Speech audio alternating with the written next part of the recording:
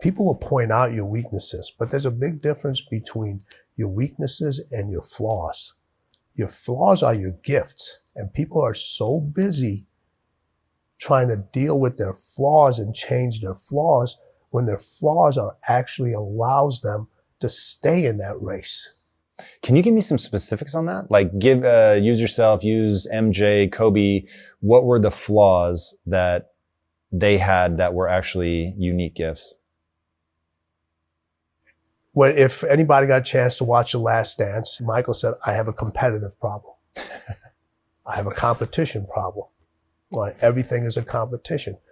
Well, for most people, they'd be like, that's his flaw. He's always got to complete. He's always so intense. He's always wound up. Like, everybody tells him, unwind. You can't tell individuals like yourself, like me, to unwind. That's when we're the most uncomfortable. When we decide to unwind, it's because we want to unwind, not because somebody else tells us to unwind. So when you look at that, when people always say, oh, listen, you're too focused. You should relax. All right. You work too much. You're obsessed. With Kobe, it was always an obsession. You're obsessed.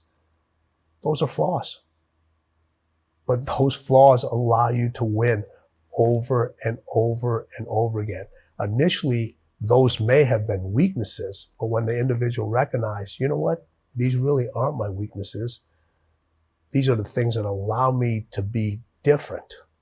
It's what allows me to be unique, because winning wants you to be different. Winning requires you to do different things. Winning requires you to think in a different way. Winning speaks its own language. Winning has its own way of recognizing you. It's not the same.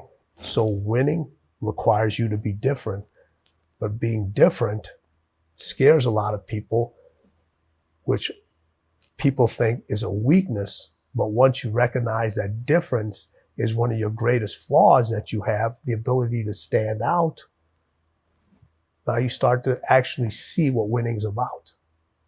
All right, then talk to me about weakness.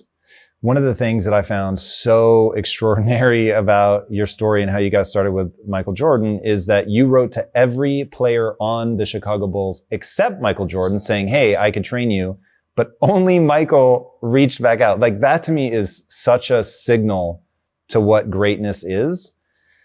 Why, when he was already on the path to being one of the greatest players in the NBA, why do you think it was him that reached out? Well, you just brought up the weakness point. He recognized he had a weakness. Not a flaw, he had a weakness. And he said, I must figure out how to make this weakness my strength. Now, what a lot of individuals do is they'll take their weakness and make it into their strengths, but they stop working on their strengths and they don't advance all of those things. That's a very key component there. Recognize your weakness. Recognize what you're not good at, what you're not talented at. Do you have the ability to raise that level? And there's some things most people just don't. A lot of the weaknesses you can work on, but there's some weaknesses that are just your weaknesses. Now, how do you work with those things? You find individuals around you who have your weakness is their strength. And now they can carry you or carry the team, carry the staff, whatever you need in order to still get that win. And we're so worried about hiding our weaknesses and denying the weaknesses from ourselves and from other individuals. And a lot of people won't identify them because they get very emotional. When you talk about an individual's weakness and you tell them, there becomes a lot of emotion. First time they do is, that's not my weakness. How dare you say that? They get very defensive. They get very, very defensive. And everyone says in any relationship, whether in business, personal, everybody wants the truth. They'll say, please be honest with me. Well, your weakness, when you tell somebody about their weakness and you're being honest with them, they think you're attacking them. All right. And the reason most people feel like you're attacking them is because the individual that's identifying your weakness has the same weakness as you do. And they don't deal with it, but they want you to deal with it because they're hoping if you deal with it, you can help them. And the best way to turn a weakness into a strength is very simple.